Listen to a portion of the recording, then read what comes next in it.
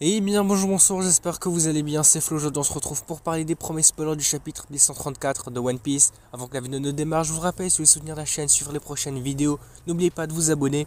Et donc c'est parti, on va commencer d'abord avec quelques petites informations qu'on a sur ce chapitre-là, sur le prochain.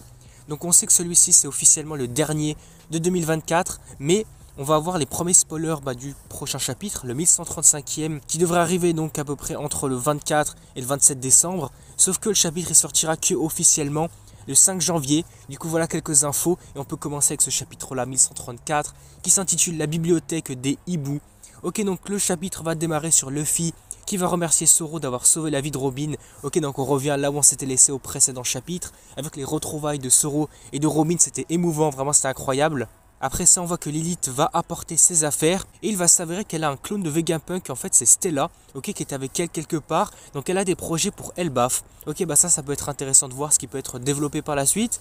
Nous apprendrons ensuite que la bibliothèque d'Elbaf s'appelle Howl. Donc, je ne sais pas quelle est la signification. On verra peut-être dans le chapitre officiellement. Donc, c'est une bibliothèque où les livres de taille normale ont été agrandis. Ok, peut-être par une technologie ou un truc, on ne sait pas vraiment. Mais en tout cas, on sait qu'à la base, ils avaient une taille normale et qu'ils ont été agrandis afin que les géants puissent les lire. Ok, donc ça peut être intéressant. Ensuite, puis la scène va changer et passer dans le monde souterrain. Loki discute avec quelqu'un qui est appelé Moza.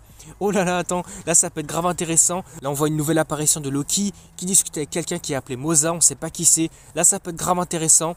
Ensuite, on continue avec un changement de scène vers l'étage céleste, la plus haute branche d'Elbaf qui est dans un château. Ok, donc soudain, un cercle magique va apparaître. On ne sait pas ce qui est représenté dessus, mais deux personnes sortent du cercle. L'une d'entre elles va ressembler à Shanks, identique au chapitre 907. Et le chapitre se termine là-dessus.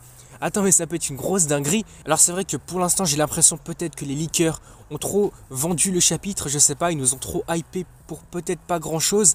Mais en tout cas, ça peut être grave intéressant. Là, c'est vrai que c'est peut-être pas le plus hypant, mais c'est vrai que ça donne envie de voir ce qui va se passer. Et ça donne envie de voir la suite, mais c'est peut-être pas le plus hypant non plus. Mais c'est vrai que j'ai quand même envie de voir qui est cette silhouette, qui est cette personne qui ressemblerait à Shanks. Surtout apparemment au chapitre 907. Là c'est vrai que ça peut être incroyable, mais j'ai l'impression que c'est pas le chapitre de l'année non plus, mais ça nous laisse sur un suspense pas mal intéressant aussi. Du coup voilà, on va s'arrêter là pour cette vidéo. N'hésitez pas à me faire part de vos avis dans les commentaires. Quelles sont vos théories peut-être sur qui serait ce personnage, sur Loki avec qui il pourrait discuter. Et donc si la vidéo vous a plu, n'hésitez pas à liker, à commenter, à partager comme d'habitude. N'oubliez pas également de vous abonner à la chaîne pour soutenir sur les prochaines vidéos One Piece. Du coup moi je vous dis à la prochaine.